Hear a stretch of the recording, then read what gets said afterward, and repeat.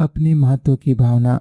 Dale Carnegie ने एक बार लिखा था, मुझे बताइए कि किसी व्यक्ति को अपने महत्वपूर्ण होने का एहसास कौन सी बात कराती है और मैं बताता हूँ कि उसकी पूरी जिंदगी का फलसफा क्या है।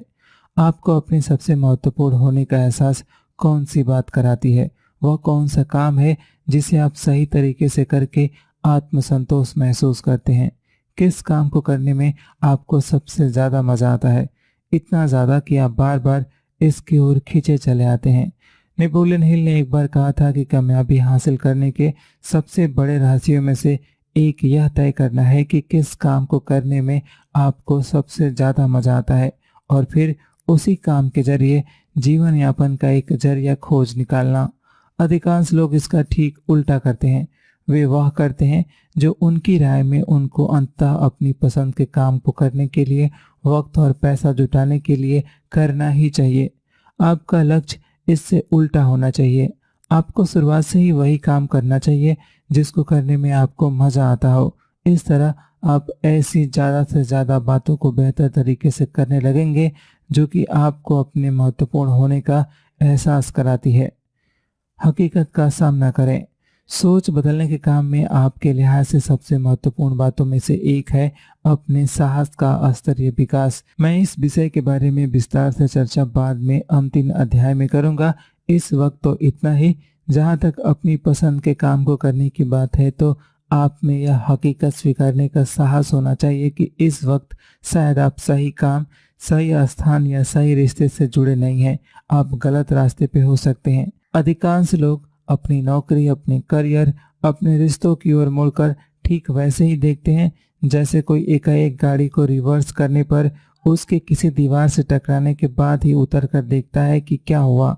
उनके स्पष्ट लक्ष्य नहीं होते हैं, इसलिए उनके साथ जो कुछ भी होता है वे उसे स्वीकार लेते हैं। काम की शुरुआत में या काम को बदलने के वक्त उनको जो कुछ भी काम दिया जाता है वे स्वीकार लेते हैं। वे उस काम को करते हैं जो कि उनको दिया जाता है। वे अपने बॉस को अपनी करियर का रास्ता चुनने की इजाज़त दे देते हैं। उनकी कामकाजी जिंदगी पूरी तरह से उन्हीं लोगों के इर्द गिर्द घूमने लगती है जो उन्हें वेतन देते हैं। अगर वह सावधान नहीं हुए तो वर्ष गुजर जाएंगे और वे अपने भीतर छिपे उस बच्चे को खो देंगे जिसने संभावनाओं और मौकों से पटी पड़ी इस दुनिया में जिंदगी का आगाज बड़ी उम्मीदों, सपनों के साथ किया था। दूसरों की सुने। कुछ साल पहले मैं काफ़ी गंभीरता के साथ इस बात पर विचार करना आरंभ किया कि वह क्या चीज़ है जो मैं वाकई करना चाहता हूँ। मेरी नौकरी समाप्ति के करीब थी और मेरी आर्थिक हालत के कारण भविष्य की संभावनाएं और ज़्यादा उत्साहवर्धक नहीं थी। इस दौरान मुझे हालांकि यह बात पता था कि मुझे क्या करना रास आता है, लेकिन मुझे पक्का यकीन नहीं था। ऐसे में मैंने अपने एक दोस्त से पूछ लिया कि उसकी राय में मुझे क्या करना चाहिए। उसने एक पल की भी देरी ना करते हुए जवाब दिया, मुझे लगता है कि तुम टीचिंग और सेमिनार के काम में बेहतरीन साबित होगे। संयोग से मेरी भी यही सोच थी, लेकिन अपने समूचे करियर की दिशा एक अनजान क्षेत्र की ओर करने में मैं हिचकिचा रहा था। मेरे दोस्त के जवाब ने मुझे इस बात का एहसास करा दिया कि आपके आसपास के लोगों को अधिकांशतः यह बात पता होती है कि आप क्या कर सकते हैं, फिर भले ही आपको यह पता न हो।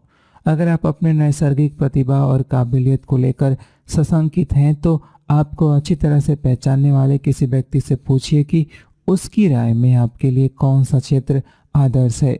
आपको जानने वाले और आपका ख्याल रखने वाले लोग आपको कोई ऐसा विचार या दिशा दे देंगे जो अधिकतर मामलों में आपकी ज़िंदगी को ही बदल कर रख देगी। कई बार यह आपके दिल की ख्वाहिश का ही खुलासा होगा। अपने प्रति ईमानदार रहें। निजी नेतृत्व क्षमता का अहम गुण है कि आप अपने आप को उसी रूप में देखते हैं जो आप हैं। आप पूरी तरह से ईमानदार हैं। आप इस बात को जानते और स्वीकारते हैं कि आप अपनी विशेष निजी कंपनी के अध्यक्ष हैं और जिम्मेदार व्यक्ति हैं। आप यह स्वीकारते हैं कि किसी भी क्षेत्र में अच्छी तरह से पुरस्कृत होने के लिए बेहतरीन प्रदर्शन करना जरूरी है। आप अपनी तरफ रणनीति के लिहाज से ऐसे देखते हैं जैसे आप किसी और की तरफ देख रहे हों। आप ही अपनी ज़िंदगी के हर हिस्से की योजना यह जानते हुए बनाते हैं कि कोई और आपके लिए इस काम को अंजाम नहीं देने वाला। खास तौर पर आप निजी और पेशेवर स्तर पर तरक्की के लिए योजना बनाते हैं ताकि आप भी उस क्षेत्र के शीर्ष लोगों में स्थान बना सकें।